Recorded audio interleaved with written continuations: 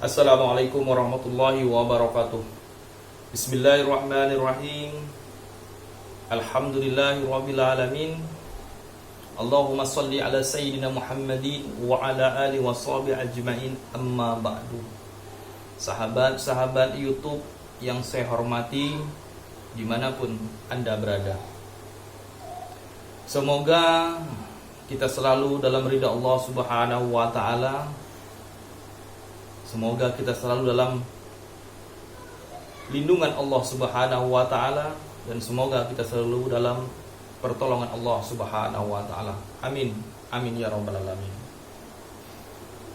Pada kesempatan video kali ini saya akan membahas tentang sebab-sebab penyakit ya.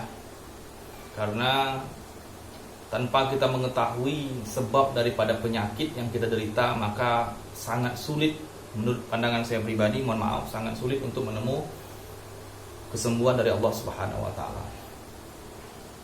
Jadi penyakit itu banyak sebabnya.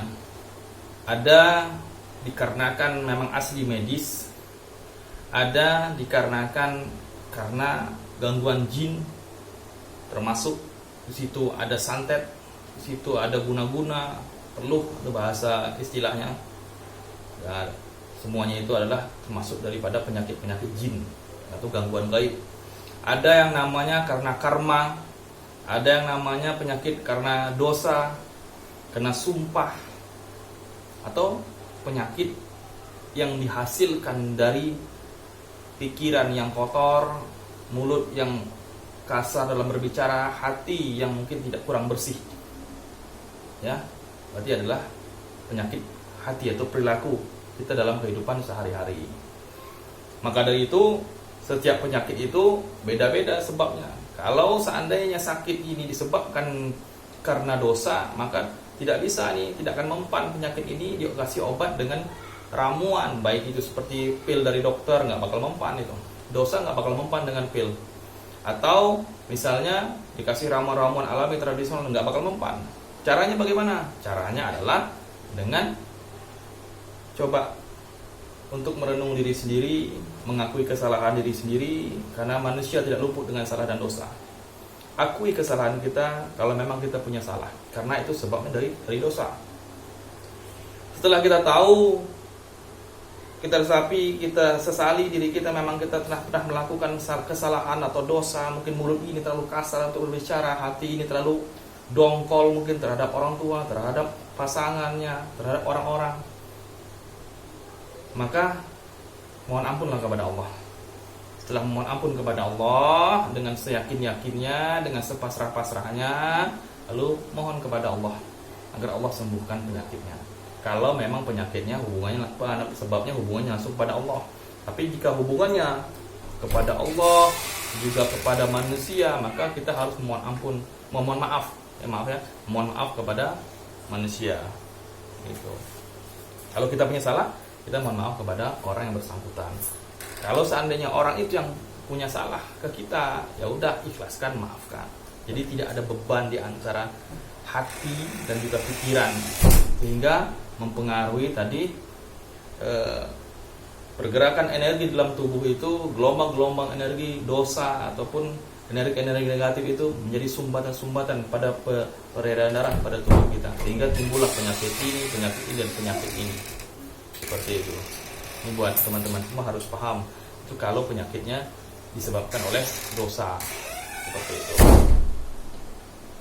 Tapi kalau penyakitnya itu kena jin, ya gitu ya, juga nggak bisa dikasih obat dengan obat dokter misalnya, atau ramuan-ramuan yang biasa. Harus juga dengan metode Islamiyah, atau diruqyah, atau dibacakan doa-doa yang sudah diajarkan oleh Nabi Muhammad SAW, yaitu dengan metode ruqyah atau metode-metode yang memohonkan kepada Allah agar penyakit yang disebabkan oleh jin ini bisa sirna, bisa hancur, bisa hilang dan keluar. Gitu. Ada beragam. Jadi kalau kita tidak menemukan sebab daripada penyakit, jangan pernah berharap untuk bisa mudah sembuh. Maka itu kadang orang pernah, udah keliling berobat, saya udah berobat ke sini, saya udah berobat sini, tapi kok nggak bisa sembuh-sembuh. Ternyata dia durhaka kepada orang tuanya, ternyata dia berdosa kepada seseorang, ternyata dia melakukan hal yang kesyirikan atau hal-hal yang buruk yang membuat dirinya itu sulit untuk diberikan kesembuhan oleh Allah Subhanahu wa taala. Nah, jadi teman-teman harus tahu ya. Nah, kalau dari saya pribadi, kalau penyakit-penyakit batin seperti itu agak sulit diobati. Bukan tidak bisa, bisa. Tapi ada prosesnya. Yang pertama, yang punya badan harus mengakui bahwa dirinya punya kesalahan. Setelah dia menerima kesalahan itu, maka yakinkan, tanamkan dalam hatinya bahwa dia harus minta kepada Allah langsung. Wajib dalam berobat itu ke Allah. Kalau sama manusia itu hanya ikhtiar, perantara. Baik itu media air, baik itu apapun medianya, hanya perantara yang menyembuhkan, bukan media, tapi Allah Subhanahu wa taala. Mudah-mudahan teman-teman ketemu dengan orang-orang pilihan Allah yang benar. Jadi kita berobatnya ke Allah, bikin proposal pengobatannya, mohon kesembuhannya ke Allah.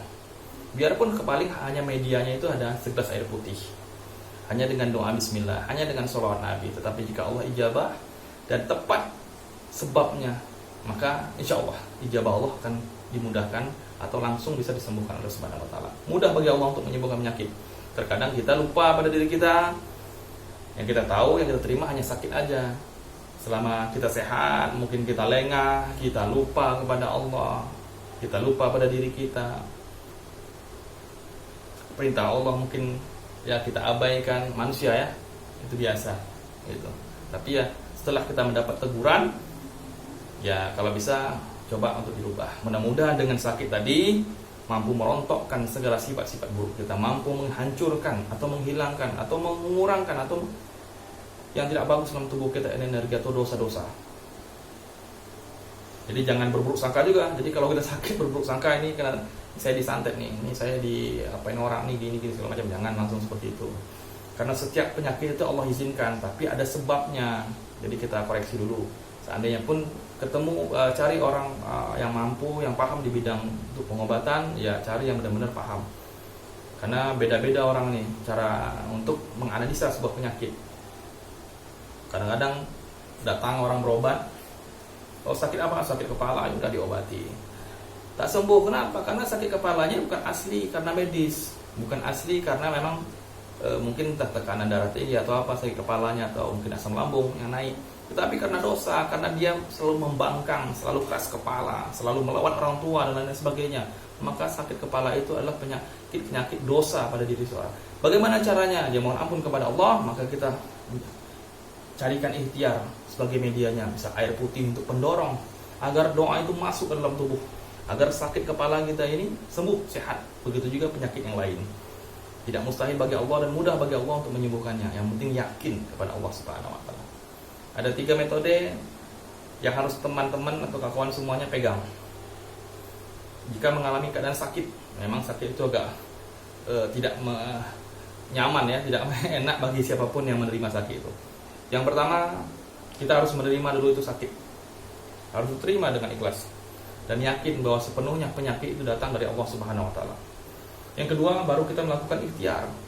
Saat kita melakukan ikhtiar, mohon kesembuhan kepada Allah melalui perantara, baik itu dokter, baik itu alternatif atau apapun yang arahnya ke Allah Subhanahu wa taala, tanamkan kesabaran dalam hati kita.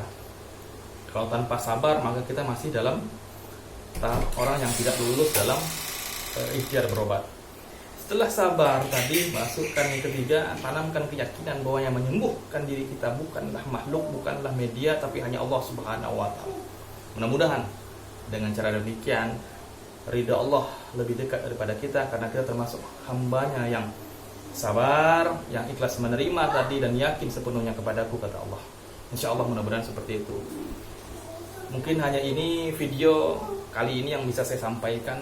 Lebih dan kurang saya mohon maaf. Mungkin ada tutur bahasa saya yang kurang berkenan di hati teman-teman, atau yang kurang sopan, saya mohon maaf yang sebesar-besarnya.